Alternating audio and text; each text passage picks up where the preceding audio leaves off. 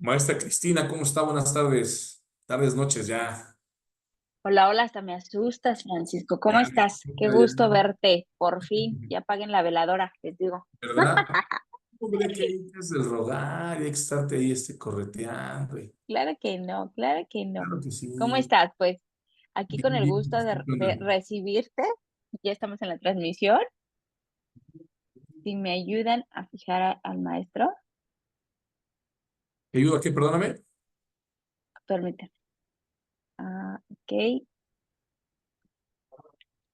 Bueno, pues buenas noches a todos. Ya estamos en esta plática que tenemos con mi querido maestro Francisco Sarral de Gallegos, catedrático de la Facultad de Derecho de la UNAM, y además que sabemos todos que es abogado postulante en materia penal. ¿Cómo estás, mi querido Francisco? ¿Qué tal, mi querida Cris? ¿Cómo estás? Muy buenas noches. Qué gusto saludarte.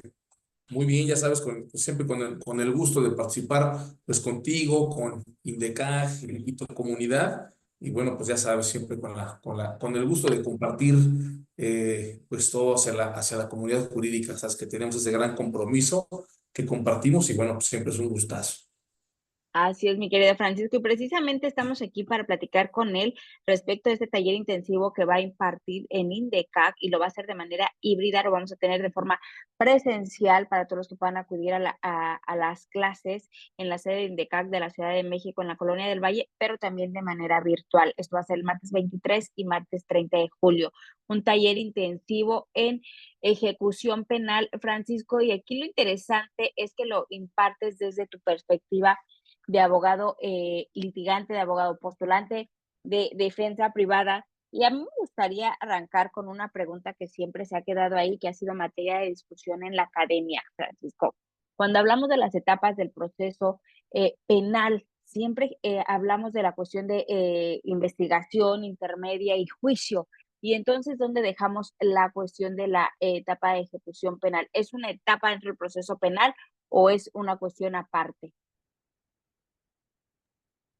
Gracias, mi querida Cris. Fíjate, híjole, ese tema yo considero que hoy en día nos sigue generando mucho conflicto. Así es. Porque hasta hace un tiempo, y sobre todo, bueno, cuando leemos nuestro artículo 211 del Código Nacional de Procedimientos Penales, pues no encontramos la ejecución ahí. Y siempre se dijo, no, hombre, es que se publica una ley especial en la materia, la cual sabemos que se publicó en 2016, la Ley Nacional de Ejecución Penal. Sin embargo, viene este punto interesante. ¿Dónde situamos a la ejecución penal? Y fíjate, no es traer lo del sistema pasado, es muy importante aprender a diferenciar sobre este sentido, pero yo sí me atrevo a sostener, como tal, desde el punto de vista de la práctica, desde la academia, que la ejecución penal, materialmente hablando, sí la debemos, ni siquiera la debemos considerar como una etapa del procedimiento penal. Materialmente hablando, sí.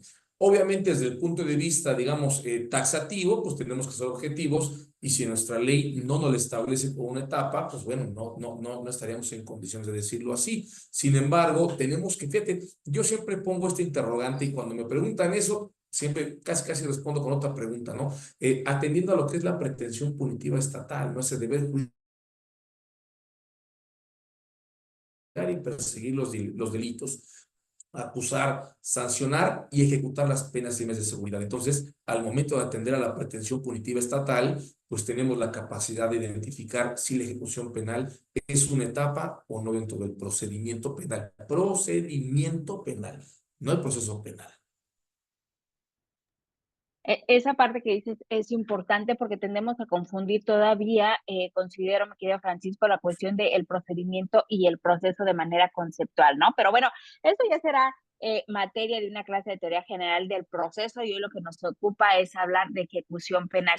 Y fíjate, hablando ahorita que tú dices del procedimiento penal, sabemos nosotros, para marcar un poquito las diferencias, Francisco, vayamos entrando en el contexto cuando estás dentro del procedimiento penal y estás como defensa o como asesor jurídico, porque hoy puedes tener esas posibilidades de estar como defensor o como asesoría jurídica coadyuvando a la fiscalía.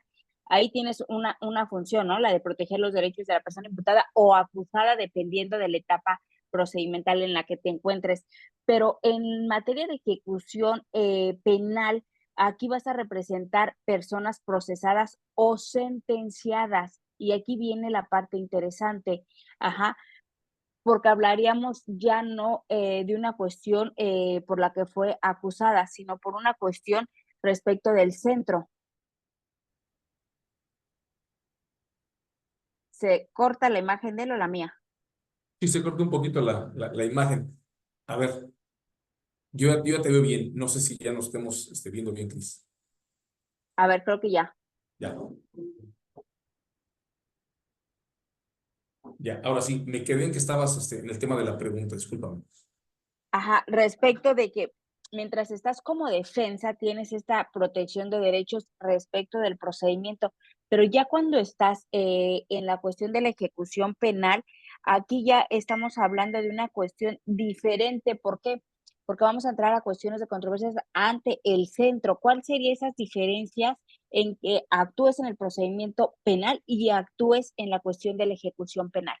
Sí, claro, mi querida Cris. Fíjate, un punto muy importante que tenemos que entender, que si bien es cierto, el procedimiento penal, sabemos que de las vías es la oralidad y su esencia es que es acusatorio. Sabemos que la contradicción es un principio que nos permite justamente oponernos técnicamente a la pretensión técnica de la otra parte. Sin embargo, cuando nos referimos a la ejecución penal y cuando estamos en materia de controversias, nótese que no hablamos que la ejecución penal es acusatoria, sino que es adversarial. Y esto es un abismo totalmente, digamos, en cuanto a la dinámica, porque se rige mucho bajo el principio dispositivo. Esto es la regla de que el que afirma está obligado a probar. En el caso de la ejecución penal, el que solicita está obligado a sostener, en este caso, su pretensión técnica. Entonces, para empezar, pienso yo que será, digamos, una diferencia abismal en el sentido de entender que si bien en el sistema acusatorio como defensor, lo que vamos a procurar o a ocupar en este caso es oponernos técnicamente a la pretensión de la parte acusadora, llámese Ministerio Público cuando hablamos de una acción penal pública o en este caso, acción jurídica, una acción penal por particulares. En el caso de la ejecución penal, esto es adversarial. Esto es, si yo lo voy a pedir, es porque yo voy a proponer técnicamente todo un mecanismo donde yo le voy a probar al juez qué es lo que debe de, en este caso, ser en atención a mi petición. Yo no voy a esperar a ver si Fiscalía no hace, Fiscalía se equivoca, asesoría jurídica no. Yo soy el que tengo que proponer. Por eso se llama, o por eso se rige bajo este punto adversarial. Es el punto más importante que tenemos que entender la diferencia entre lo acusatorio y lo adversarial. Gracias, mi querido Francisco. Y precisamente dentro de este taller tuviste a bien diseñar la cuestión del temario y marcaste puntos importantes como es la estructura de las controversias, los sujetos procedimentales, el procedimiento ordinario de ejecución, los medios de prueba, el desahogo de audiencia de ejecución, los conflictos de competencia y evidentemente dentro de los ejercicios que se van a estar desarrollando, vas a hablar de traslados y los beneficios preliberacionales. Y aquí viene un punto importante, la estructura de las controversias, porque creo que sí cambian, por supuesto, respecto del procedimiento penal, pero aún más, mi querido Francisco, la cuestión de los sujetos procedimentales. Estamos hablando totalmente de otra cosa y me atrevería a decir que cuando hablamos ya de los sujetos procedimentales y la cuestión de la estructura de las controversias, nos referiríamos un poquito por estructura, corrígeme ahí, a una cuestión de ordinario civil y que a veces olvidamos en esta etapa de ejecución penal. Sí, claro, fíjate que eso me remonta que hace unos días, hace un poquito de tiempo, tuvimos oportunidad de platicar sobre ese tema. Y justo en el caso de la ejecución penal y de las controversias, no es como el procedimiento penal donde vamos a esperar que nos formulen acusación para de ahí plantearnos la teoría del caso. Vamos a esperar a que, no, aquí en este caso no esperamos. En el caso de las controversias, nótese que nosotros tenemos que estructurar, si bien es una teoría del caso, la cual lo que es compatible con el sistema de procedimiento, lo que tenemos que también crear justamente es nuestra información probatoria. Y ojo, porque aquí no hablamos de datos de prueba. El dato de prueba es solamente en el procedimiento penal. Aquí estamos en la ejecución. Por eso la ejecución nos habla de medios de prueba. Entonces, tenemos que crear toda nuestra información probatoria para poder peticionar algo ante el juez de ejecución. Entonces, esta dinámica es obviamente muy importante porque si a lo mejor nos recordamos a esas lecturas de Ovalle Favela, donde vemos los principios o esta teoría general del proceso, vemos que el procedimiento, digamos en general, se rige bajo el principio dispositivo y tiene una etapa postulatoria, una etapa probatoria, una etapa conclusiva, una etapa resolutiva y una etapa impugnativa. Esto es, que en la etapa, en este caso o en este periodo postulatorio, las partes fijan las pretensiones. Y si vamos al tema de la controversia, si bien es cierto, a lo mejor no puedo yo decir es igual que un ordinario civil, pero lleva la estructura del ordinario civil. ¿Por qué me refiero a esto? Porque yo, peticionario, fíjese, no estoy diciendo PPL ni fiscal, estoy diciendo peticionario. Nótese cómo la Ley Nacional de Ejecución Penal nos permite solicitar una controversia aún no siendo PPL, aún no siendo fiscal, aún no siendo víctimas. Pero es un punto bien importante. Entonces, yo peticionario de controversia pongo a Esto consideración es, puede el ser juez un de tercero justicia. que tenga relación. Pues que tenga interés jurídico, por ejemplo, un familiar que no puede ingresar al reclusorio o a un cerezo por alguna limitación y dice, oye, yo quiero entrar y siento condiciones, voy a acudir ante el juez de ejecución en la controversia, nos damos cuenta, o bien un perito que requiere ingresar lo puede plantear, nos damos cuenta, por eso hablo de una tercera persona que tenga interés jurídico, lo plantea ante el juez de ejecución y el juez de ejecución recibirá y correrá traslado, prácticamente lo que hace. A ver, partes procedimentales, Ministerio Público, autoridad penitenciaria o bien contra la que estemos litigando. A ver, tal persona me está pidiendo algo, tienen 5 días para manifestarse y de ahí, si bien es cierto, se emite una contestación, digámoslo así, o se emite un posicionamiento Ahorita procedimental, parece que ya se ya se conectó. va a debatir de manera oral, pero nos A damos veces, cuenta que y el lo digo a lo mejor posicionamiento los fue que de no manera escrita. somos penalistas. ¿Me Así permite? funciona. Con los micrófonos, por favor, Sí. Alejandra, ¿puedes bloquear todos los micrófonos?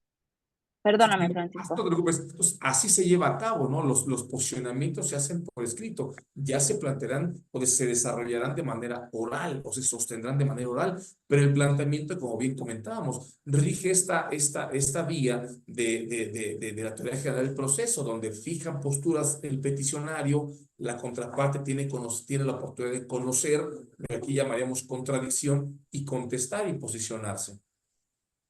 Y aquí viene la parte importante porque dices, va a ser el planteamiento. Y cuando nosotros hablamos del planteamiento es muy distinto. Y cuando hablas y quiere prueba, en razón de que aquí sí vas a anunciar la prueba. Porque Es este correcto. trabajo corresponde a ti que está al promovente y en este caso anuncias la prueba para poder llevar a cabo el desahogo. Por eso yo me refería, Francisco, en un principio, que a mí me parece que tiene, que es muy parecido a la cuestión de un ordinario civil, porque tenemos que anunciarla, tenemos que justificar esa prueba desde el planteamiento, ¿no? No, por supuesto. Y fíjate, cuando nuestra Ley Nacional de Ejecución nos habla, obviamente no nos habla de dato de prueba, sino obviamente de medio, incluso por ahí también habla genéricamente de prueba. ¿Qué pasa con el medio de prueba? Para efecto de anunciarlo, porque pretendemos ofertarlo, tenemos que analizar el tema de utilidad y pertinencia. Entonces, es un punto que también se analiza antes, bueno, desde que se plantea la controversia. Incluso, fíjate, algo que pasa muy común y no digo pasaba, sino pasa, es que la ley prevé que una vez que el juez recibe la controversia, mandará a pedir informes. Sí, claro, pero el juez no está sustituyendo ni creando prueba. El juez pide el informe para él, para estar posicionado en el procedimiento de ejecución o en la controversia. Y eso no permite o no faculta que yo, peticionario, no recabe prueba esperando que el juez pida informe y de ahí me voy a colgar. No, no, no. Yo tengo la facultad, si leemos nuestra ley de ejecución penal, nos prevé la facultad de peticiones administrativas. Yo tengo la facultad de pedirle a un director de un reclusorio, oye, infórmame cuánto tiempo llevo, infórmame si tengo buena conducta, plan de actividades, esto es, todos los requisitos de los beneficios preliberacionales. Entonces, yo tengo que crear en este caso mis pruebas y ese es un punto muy importante donde yo no puedo ir en este caso a una controversia si yo no tengo mi información probatoria. Y ya te fuiste a uno de los temas más interesantes, los beneficios preliberacionales, que ahorita los vamos a dejar ahí un poquito porque quiero concluir esta parte de los sujetos procedimentales. Dices el director del centro. Entonces, en conclusión, mi querido Francisco, tú que llevas este tipo de asuntos en materia de ejecución penal, que eres especialista en la materia, ¿cuáles son los sujetos que consideraríamos dentro de la ejecución penal? Porque bien lo dijiste en un principio, no estamos hablando de la fiscalía, no estamos hablando probablemente los testigos van a intervenir sujetos que ni siquiera estuvieron o formaron parte del procedimiento penal. Por supuesto, fíjate, en tratándose de controversias, ¿quién es considerado sujeto procedimental? Evidentemente, en este caso, bueno, el sentenciado y o el PPL. ¿Por qué digo esto? Porque se puede tratar de un sentenciado que se encuentra gozando de su libertad. ¿Nos damos cuenta? El PPL, que es la persona privada de la libertad, que es híjole, quizá un 90% de las solicitudes que se hacen por los PPLs. ¿Quién también? El agente del Ministerio Público, invariablemente, y tiene una participación vital, malamente no se atiende mucho en ese sentido. La víctima u ofendido, el asesor jurídico, y aquí tenemos una de las novedades, la autoridad penitenciaria. Tiene Así es. mucha participación e incluso si somos muy objetivos en materia de controversias, ¿quién también es sujeto procedimental que acaba siendo parte? Fíjense, una cosa es sujeto procedimental y otra cosa es parte, el solicitante. Y ahí es donde nos brinca ese foquito de, caray, pues como que el solicitante, si no es víctima, si no es fiscal, si no es defensor o si no es PPL, sí, por supuesto, a cualquier persona que tenga interés jurídico a plantear aquella materia que nos establece nuestra ley respecto a la vía de las controversias, lo puede plantear como es un familiar, como es un médico, como es se me ocurre, incluso un propio abogado. Sabemos que los CFRs muchas veces, no, fíjese que está en medida de seguridad y está restringido de visitas. Caray, yo soy defensor, cómo voy a entrevistarme con mi representado? Y eso es muy común en los centros federales de máxima seguridad. Entonces nos damos cuenta, yo no soy ni PP ni nada, pero soy un peticionario, obviamente tengo la calidad de defensor y por eso es que voy a pedir yo como defensor una controversia. Entonces, este punto es importante porque nos encontramos ya con la autoridad penitenciaria, tiene la autoridad legitimada. Ahora, nótese que esta participación o este carácter de sujeto procedimental y de parte, que también la tienen, se lo han ganado justamente porque se le quitó mucha facultad administrativa a la autoridad penitenciaria. Gran parte de resolución en cuanto a derechos sustantivos se queda la autoridad jurisdiccional, pero en derechos adjetivos está viendo la autoridad penitenciaria y tiene que intervenir justamente en este caso. ¿Quién vigila un plan de actividades? Centro penitenciario. ¿Quién va a decidir sobre buena o mala conducta? Consejo Interdisciplinario del Centro Penitenciario. Entonces, tiene una preponderancia muy fuerte la autoridad penitenciaria. E incluso me atrevo a decir que las nuevas generaciones que ya tienen un chip muy enfocado en materia de ejecución, híjole, son técnicos penitenciarios que hacen bien su trabajo. Y fíjate, qué interesante, y no me va a dejar mentir la gente que nos está siguiendo, los compañeros que nos están acompañando en esta transmisión, cambia hasta el lenguaje técnico jurídico que utilizamos ya en materia de ejecución penal, mi querido Francisco. Y quiero entrar a un tema bien interesante. Hay una pregunta aquí que me gustaría hacer, las cuestiones de la diferencia entre libertad anticipada y libertad condicionada.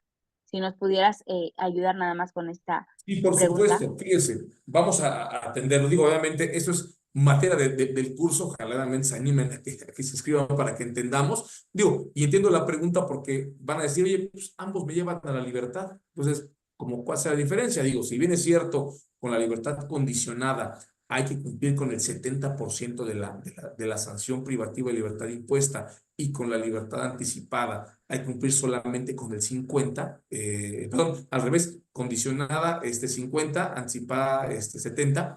¿Cuál será la diferencia? La diferencia radica en que con la libertad anticipada se extingue la acción penal y con la libertad condicionada no se extingue. Quedamos todavía sujetos a la potestad punitiva del Estado. En la otra ya, cuando se dio la anticipada, ya no firmamos, ya no tenemos que ir a ningún lugar, ya no absolutamente nada. Se extinguió la pretensión punitiva estatal. Eso Cuando es muy te mandan distinto. a firmas, ¿no? Ahí Es de la estaríamos hablando de condicionada. la exacto. Y recordemos que en la condicionada incluso nos So dice la pena de que ley no que es con acudas, de que monitoreo. se Toda la condicionada nos dice que es con monitoreo o con vigilancia, en este caso de monitoreo a distancia o sin vigilancia. Esa es parte de, digamos, de la condición que se impone. En la anticipada no tenemos ninguna condición ni ninguna circunstancia de que sea consumación de la autoridad o no, porque extingue la pretensión punitiva. En la anticipada dejo de firmar y totalmente me desligo del vínculo procedimental de la pretensión punitiva estatal. En la libertad condicionada todavía no lo hago. Tengo que seguir firmando hasta que llego a mi 70% y estoy en condiciones de pedir la anticipada. Híjole, mi querido Francisco, podría hacerte mil preguntas. Ahorita mencionaste también los beneficios preliberacionales y me gustaría que comentaras un poquito. Yo sé que esto es una plática introductoria, no queremos abusar de tu tiempo y bueno, pero para que sepan ellos toda esta parte que van a estar desarrollando, pero sobre todo de manera práctica, cómo hacer estas peticiones, pero también cuándo son procedentes estos beneficios, mi querido Francisco. Sí, claro, bueno, fíjense, para empezar, la Ley Nacional de Ejecución Penal eh, tiene restricción expresa respecto a tres supuestos o a tres delitos. Aquí ya no hablamos de hecho delictuoso, ya hablamos de delito. Delincuencia organizada, trata de personas y secuestro. Que incluso el tema de delincuencia organizada, pues obviamente se encuentra también constitucionalizado en el artículo 18, genera el tema de restricciones y o cuando hay medidas especiales. Fuera de esos casos, cuando no hay un tema de delincuencia organizada, cuando no hay un tema de trata de personas y un tema de secuestro, estamos en condición, si una persona está como sentenciada, ejecutoriada, cumpliendo su pena privativa de libertad, tiene la oportunidad de arribar a la libertad condicionada al cumplir en este caso el 50% de la pena, con ciertos requisitos que los comentamos, y en el caso de la libertad anticipada, al cumplir el 70% de las penas. Nótese que ambos, si bien es cierto, justo nos van a conducir hacia la libertad, y esto es parte de lo que vamos a analizar, que de hecho vale la pena decir, y es el compromiso que tengo contigo, con Indecaje, con las personas que se inscriban al curso o a este taller intensivo, es que van a saber salir del curso estructurando una controversia, ya sea que si son defensores, la van a poder plantear y estructurar. Si son víctimas, podrán atender el tema de reparación del daño. Si son fiscales, sabrán qué hacer y cómo actuar cuando se les notifique un beneficio preliberacional. Entonces, genéricamente requiere cumplir estas temporalidades, 50% incondicionada, 70% en anticipada de la pena. Recordemos que obviamente se computa desde el momento que la persona está privada de su libertad, llámese detenida por tema de flagrancia, llámese detenida por orden de detención en caso urgente, llámese alguien que estuvo arraigado, ya no deberíamos de tener a nadie arraigado, pero pensemos que todavía lo hay, entonces tendría que ser. Entonces, en este supuesto, debe de cumplir el tema de la temporalidad, además de no haber sido sentenciado previamente por diverso delito, no estar sujeto a otro procedimiento penal en el que se imponga la pena la prisión preventiva con medida cautelar, no tratarse de delincuencia organizada, secuestro, trata de personas. Fíjense, gozar de buena conducta al momento de la solicitud, haber cumplido el plan de actividades, haber cubierto la reparación del daño y la sanción pecuniaria. Entonces, aquí, por ejemplo, aquí hay dos temas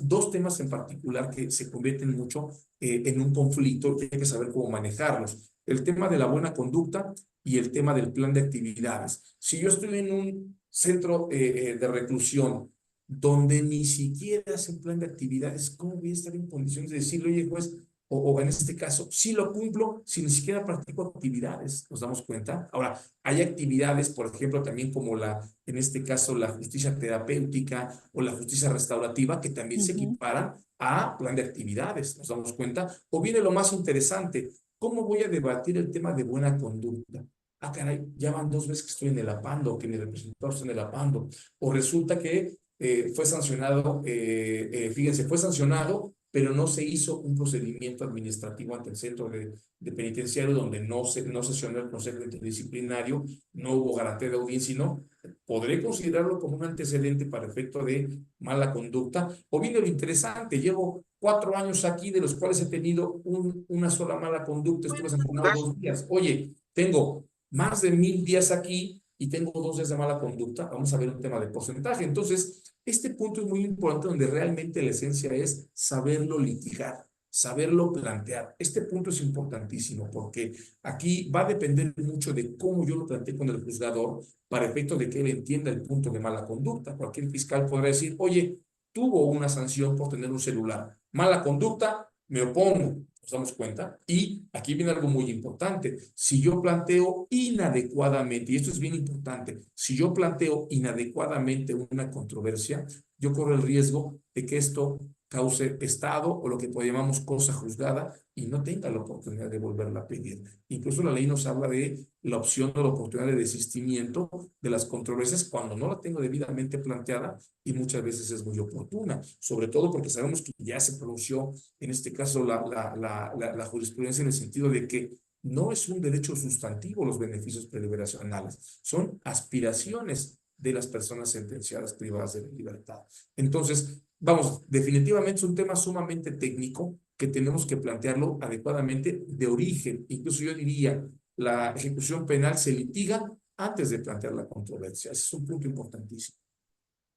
Y ni modo, tú tocaste ese tema y me parece bien importante mencionarlo, la reparación del daño, la trascendencia que tiene, mi querido Francisco, la reparación del daño para efecto de la ejecución penal, pero ojo, hay todavía quien seguimos confundiendo para no excluirme, porque yo lo escucho en las clases y toda esta parte, todavía seguimos confundiendo esa cuestión de la reparación integral del daño con la cuestión de la prescripción. Creen que se prescribe también, o sea, esas confusiones que existen, mi querido Francisco. Sí, por supuesto. Fíjate que en ese sentido ha habido un tema muy importante porque sabemos que la prescripción, por lo menos en materia del derecho penal, sabemos que extingue la pretensión punitiva del Estado, así como ejecutar las penas y de seguridad, entre ellas la reparación del daño como una sanción pecuniaria.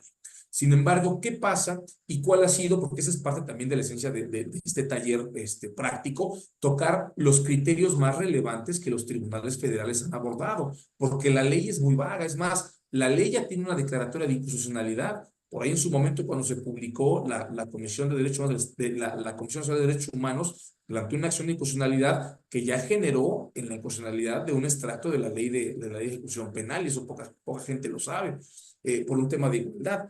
¿A qué voy con esto? En tratando severamente de materia de reparación del daño, tenemos dos conflictos, el tema de la prescripción y tenemos que la Corte ya nos dijo que la reparación del daño es un derecho humano, que propiamente debería ser un derecho fundamental, más que humano. Pero bueno, así nos dice la Corte. Entonces, bajo esta dinámica, hoy en día, eso hay que entenderlo, los tribunales federales han interpretado decir, no, si hay prescripción, no debe de tenerse por satisfecho el requisito que señala la ley de que esté cubierta la reparación del daño. Porque la ley dice, no dice que no sea exigible, la ley dice que hayas cubierto, entonces no desprotege a las víctimas. Ojo, y este articulito que les voy a compartir, de veras que muchas veces se nos pasa, me parece que es el 201 de la Ley Nacional de Ejecución Penal, que nos establece que la falta de capacidad económica no será un impedimento para que alguien que potencialmente esté beneficiado o esté próximamente a beneficiarse de un beneficio previsional lo haga. Esto quiere decir que aunque yo no repare el daño, y hay que decirlo abiertamente, aunque yo no repare el daño, puedo arribar a en este caso, a un beneficio preliberacional, sí, nada más hay que saberlo plantear. Porque la ley es muy clara en el sentido de decir, bueno, voy en este caso a garantizarlo, o sabes qué, juez, vamos, llevo aquí 10 años privado de mi libertad. ¿Cómo, canijos, por eso es otra cosa, te voy a reparar el daño de 500,000 pesos si aquí yo no soy una persona productiva? O sea, ¿cómo le voy a hacer?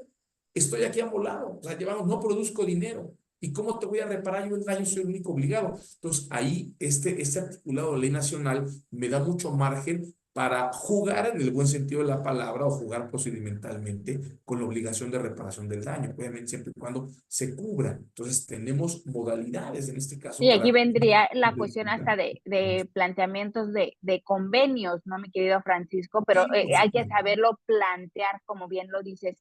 Y Por fíjate, supuesto. ahorita tú decías, esto de la ejecución penal, ya lo ha dicho la Corte, no se puede considerar una cuestión de derechos humanos, es una aspiración de ellos. Y podríamos considerar entonces respecto de la víctima un derecho humano a oponerse respecto de estos beneficios, aun y cuando esta persona, como bien dices tú, por una situación de carácter económico, no puede hacer la reparación integral del daño, pero sí cumple con todos los demás requisitos para acceder a los beneficios. Fíjate, propiamente o per se como un derecho humano, seguramente no, pero sí estaría vinculado al acceso a la justicia, en este caso al derecho fundamental a la reparación del daño. Entonces, obviamente, sí están vinculados derechos fundamentales y garantías en el caso de la víctima. Ahora bien, que la víctima puede llegar a oponerse, por supuesto que puede llegar a oponerse técnicamente. ¿Qué pasa? Si yo, como defensor, sé plantear una controversia y sé manejar el tema de reparación del daño, yo podré decirle al juez de ejecución desde mi planteamiento, mira juez, hoy en día no soy una persona productiva, pero ¿qué crees? De estos 500,000 de reparación, hoy en día te estoy exhibiendo, se me ocurre, 100,000, te estoy exhibiendo 150 y te estoy solicitando que, conforme a la propia normatividad, me permitas ir cubriendo esta reparación del daño, porque justamente estoy potencialmente beneficiado de esta prerrogativa de libertad liberacional y no me voy a limitar por lo económico. Entonces, sí se puede. Aquí son dos temas opuestos.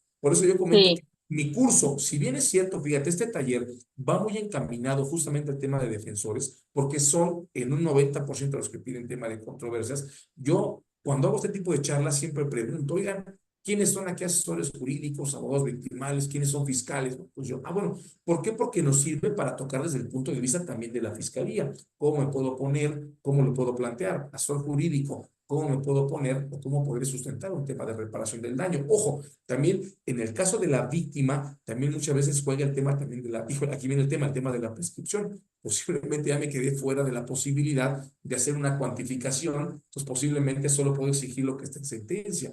¿Qué pasa si la sentencia dice que se cuantificará en ejecución y ya prescribió mi derecho? Ahí hay una colisión de derechos. ¿Cómo lo voy a interpretar? ¿Cómo voy a ir al tema pro persona? ¿Nos damos cuenta? Pues este tipo justamente de detalles son los que tenemos que aterrizar pues justamente en ese taller al analizar todo lo que tiene que ver, ese punto, digamos, fino de las controversias, mi querida Cris. Así es, y para todos los que se están conectando, que están dentro de la plataforma de Zoom, pero que nos están siguiendo también a través de redes sociales de INDECAC, estamos platicando con el maestro Francisco Terral de Gallegos, catedrático de la Facultad de Derecho de la UNAM y abogado postulante en materia penal, respecto de este gran taller intensivo que va a impartir en 2 sesiones de manera híbrida. Esto es, ustedes pueden acudir de manera presencial o virtual a la sede INDECAC de la Ciudad de México en la Colonia del Valle los próximos 2 martes, martes 23 de julio y martes 30 de julio en un horario de las 18 a las 21 horas. No hay pretexto, pueden hacerlo virtual o pueden hacerlo presencial. Y hablábamos de todo esto que va a estar desarrollando, pero sobre todo toda la cuestión práctica y ejercicios, mi querido Francisco, que vas a estar trabajando. Para ir cerrando un poquito, para no salir de tu tiempo, porque es una plática introductoria, queda ahí el tema del conflicto de competencia, algo que también se debate mucho en el foro jurídico entre los jueces locales y los jueces federales y se echan la bolita. Y respecto, querido Francisco, del tema de los traslados voluntarios, involuntarios, háblanos un poquito de eso y cómo lo vamos a desarrollar en el taller, por favor. Gracias. Fíjense, bueno, como bien saben dentro de la publicidad y sobre todo lo comentamos, la finalidad de ese taller es que analicemos las controversias en estricto sentido, desde que sepamos cómo plantearlas para cualquiera de las posibilidades que nos prevé la ley nacional, pero queremos enfocarnos en dos materias que son las que más se desarrollan: beneficios preliberacionales y traslados, que el traslado, híjole, se ha convertido en un dolor de cabeza, porque hasta hace no mucho, ¿qué decíamos? Trasladaron a alguien, hombre, mi amparo indirecto, ¿no? Vamos a ver la suspensión y a ver qué pasa. Hoy en día ya se ha interpretado los tribunales y nos han dicho, no, espérame, en principio de definitividad, tiene la Ley Nacional de Ejecución Penal para saber establecer y pedir un control judicial ante el juez, en este caso de ejecución, e incluso ante el de control o tribunal de juicio, depende si alguien sigue procesado. Fíjense, en el tema de traslados, nuestra normatividad nos ha establecido que existen 3 tipos de traslados. Bueno, para empezar, nos ha señalado que la esencia del traslado es que sea voluntario. Esa es la esencia. Ese es, digamos, así debe de ser. Este es el deber ser. Pues tenemos el traslado voluntario. La ley también nos señala el traslado involuntario y también la ley nos establece el traslado excepcional, que es el que más nos genera conflicto. ¿Por qué me refiero a este? El voluntario, muy sencillo. Yo le pido al juez de ejecución, ahorita vamos a ver el tema de controversia, de competencia, lo voy a comentar muy breve. Yo le pido al juez de ejecución, juez, me quiero cambiar porque quiero estar más cerca de mi domicilio. Acredito mis extremos, efectivamente, vete al penal más cercano. Pero ahora fíjense, uno de los puntos que vamos a analizar dentro del curso es que la ley nacional nos habla de los traslados voluntarios entre los estados, siempre y cuando exista convenio. Hay, si mal no me falla, hay 5 o 6 entidades entre las cuales no hay convenio. Entonces, puedo yo Así es. tener mi resolución por ejemplo, entre Baja California y Sinaloa no hay convenio. Entonces, ¿qué hago? Ya el juez me dice que sí, pero no hay convenio. Entonces, ¿cómo lo voy a ejecutar? Nos damos cuenta y ahí seguramente tenemos que recurrir a vías de control constitucional para solicitar obviamente que podamos trasladarnos. Pero el caso del involuntario será obviamente, en este caso, la gente del Ministerio Público, la autoridad penitenciaria que plantee este tipo de situaciones. ¿Por qué me deben de cambiar, en este caso, de ubicación o trasladar? Ese ahí aparentemente está tranquilo porque hay garantía de audiencia, hay juicio previo, vamos a decirlo así. Pero lo importante y lo que pasa a menudo son los traslados excepcionales. Cuando la autoridad, en este caso penitenciaria, decide trasladarme motu propio hacia otro centro penitenciario, en el mejor de los casos de la misma entidad federativa, si no es que a otra entidad federativa o a un centro federal. ¿Qué pasa? Ahí sabemos que la dinámica es que en este caso la autoridad penitenciaria solamente debe de cumplir un solo requisito. Bueno, hay supuestos de procedencia. Sin embargo, tiene que cumplir uno de los requisitos formales, que es avisarle al juez de ejecución. Mira, juez de ejecución, yo ya lo trasladé, así que valídame si esto fue correcto. Y es justamente ese ínter donde tenemos la capacidad de litigar y hacerle ver en este caso al juez de ejecución que ese traslado no fue obviamente cumpliendo los extremos que marca la ley, porque por eso se llama excepcional, son situaciones de excepción. Ahora, ¿qué pasa si el juez no se pronuncia dentro del plazo? Al lugar a apelación, al lugar a controversia. Entonces, estos son parte de los dilemas que nos marca la propia normatividad y que tenemos que aprender técnicamente a litigar, porque hay supuestos donde la ley nos señala que debemos de plantear controversia y hay supuestos donde la ley nos señala que tenemos la facultad de impugnar a través del recurso de apelación, que es prácticamente igual que en el Código Nacional, habla de apelación y revocación. Entonces, en este punto de traslados, la finalidad es saber qué tipo de traslado estamos atendiendo, ya sea si lo estamos peticionando o nos estamos oponiendo o estamos defendiendo, para saber cuál es nuestra capacidad, nuestro grado de acción. Principalmente en el caso de los traslados excepcionales, donde déjenme decirles, y a lo mejor ya me estoy anticipando un poquito al curso, el amparo indirecto ya no acaba siendo la mejor solución en estos casos, ¿no? Ya prácticamente la controversia nos da un margen impresionante y sobre todo el control judicial que debe de ejercer el juez de ejecución cuando se le avisa de un traslado involuntario. Gracias, mi querido Francisco. Dentro de los puntos que están aquí, esto es pregunta, ¿eh? Esto es pregunta y digo para que ellos lo sepan, porque a veces podemos leer mucho, pero ¿cómo lo hacemos? ¿Cómo lo decimos? ¿Cómo lo pedimos? ¿Habrá algún ejercicio práctico de desahogo de audiencias de ejecución penal Sí, en este taller, en las dos no, por sesiones? supuesto, fíjate, digo, y lo aclaro, hijo, llevaré una que otra diapositiva porque, vamos, yo no soy fan de las diapositivas, a mí me gusta más hablar, estar interactuando con las personas, pero sí llevaré unas diapositivas con dos finalidades. Número uno, que vean ustedes la estructura de una controversia, esto es, se compartirá con ustedes la estructura y un escrito de controversias, se va en este caso, a compartir con ustedes. También se va a compartir con ustedes la vía o la forma a través de la cual vamos a generar nuestros medios de pruebas. Es importantísimo, porque ahí es donde más se pierden o nos perdemos los colegas.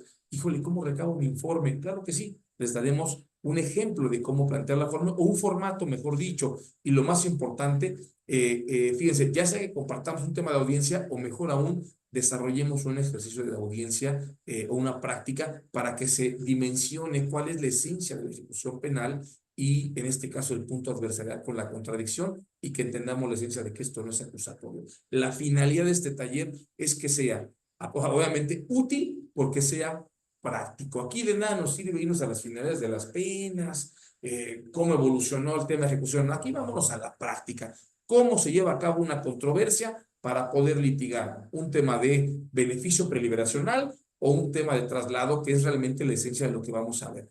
Por eso lo comenté al principio, el compromiso es que salgan con los conocimientos, obviamente con el compromiso de que lo perfeccionen, pero con los conocimientos vastos y suficientes para poder plantear una controversia. Entonces, por supuesto que veremos el punto práctico del desarrollo de una audiencia de controversia, mi estimada Cris.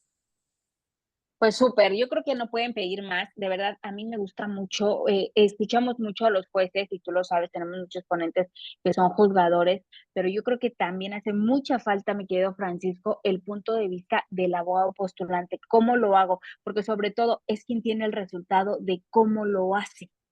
Y eso es lo que nosotros dentro del foro jurídico es lo que necesitamos y agradecemos mucho. Entonces, pues los invitamos a este gran taller, de verdad, los invito a que se inscriban. Este tema de ejecución penal es muy atractivo, es muy interesante y no lo estamos sabiendo explotar, mi querido Francisco, si me permites decirlo así, en el foro jurídico. Se ha visto a la ejecución penal como de lado, como a lo lejos, pero creo que está que es importante conocerlo, pero sobre todo saber desarrollarlo. Entonces, los invitamos a que se inscriban a este gran taller intensivo de ejecución penal con mi querido Francisco Serral de Gallegos. Recuerden que es híbrido, pueden inscribirse de manera presencial o de manera virtual. Son 2 martes, martes 23 y martes 30 de julio en la sede INDECAC de la colonia de Valle en la Ciudad de México. Cada sesión es de 3 horas, de 18 a 21 horas. Y ahí está la información, de verdad, para que participen y bueno, para los que se inscriban, porque esto nada más va a quedar en la grabación, la publicidad no se va a modificar, para todos los que se inscriban, en lugar de que paguen 8.99, mi querido Francisco, que paguen 6.99 por las 2 sesiones. Y esto, pues, obviamente tienen acceso únicamente los que están escuchando la transmisión, tanto en Zoom como en redes sociales de INDECAC. ¿Sale? Por las 2 sesiones van a pagar solo 699 pesos y evidentemente van a tener acceso a las grabaciones como se las hemos compartido y sobre todo este material que mi querido Francisco va a compartir con nosotros a los que se inscriban. No se preocupe, mi querido Carlos, mándenos un mensajito y hacemos la anotación para otra actividad académica. Entonces, les dejamos ahí la información y te vemos el próximo martes en la sede INDECAC de la Ciudad de México. Claro que sí, Cris, va a ser un gustazo de verdad estar contigo, con el DECAC, con la comunidad, y de verdad que, bueno, se lo digo a las personas que tengan a bien, me dan su confianza inscribirse, créanme que va a ser sumamente útil, créanme que va a ser sumamente útil, y vamos, el compromiso, reitero, es que salgan con ese curso, con las herramientas y con la capacidad de poder litigar en materia de controversia. Ese deberá ser el compromiso que tenemos con ellos, explicados detalladamente y sobre todo con material de apoyo. Vamos a aprender haciéndolo, que eso es lo importante, ¿no? Entonces, pues los vemos el próximo martes. Ahí tienen la información, tanto en la transmisión en vivo en redes sociales, como los que están dentro de la plataforma de Zoom de INDECAC. Pues muchísimas gracias, mi querido Francisco. Nos diste, no es una plática introductoria, se convirtió en una pequeña gran clase en donde les dijiste, vamos a hacer todo esto. Entonces ya van avisados. ¿Qué van a llevar? Pues su ley nacional. ¿Y qué requieren, Francisco, para este taller? Que luego me Bueno, llegan sin herramientas, ¿eh? sí, claro, no, yo les invitaré a que llevaran su ley nacional justamente para que viéramos cuál es la esencia de toda la dinámica del procedimiento. Criterios y todos ya se los compartiremos ahí en el momento de la propia sesión. Así que con la ley nacional, buena actitud, créeme que es más que lo que necesitan para que sea un taller sumamente provechoso, mi estimada Cris. Bueno, pues ahí está la información, ahí está su descuento para todos los que se encuentran conectados en ambas plataformas y nos esperamos el próximo martes. Muchas gracias a todos. Gracias, Francisco. Que estén bien, hasta luego, los esperamos. Gracias.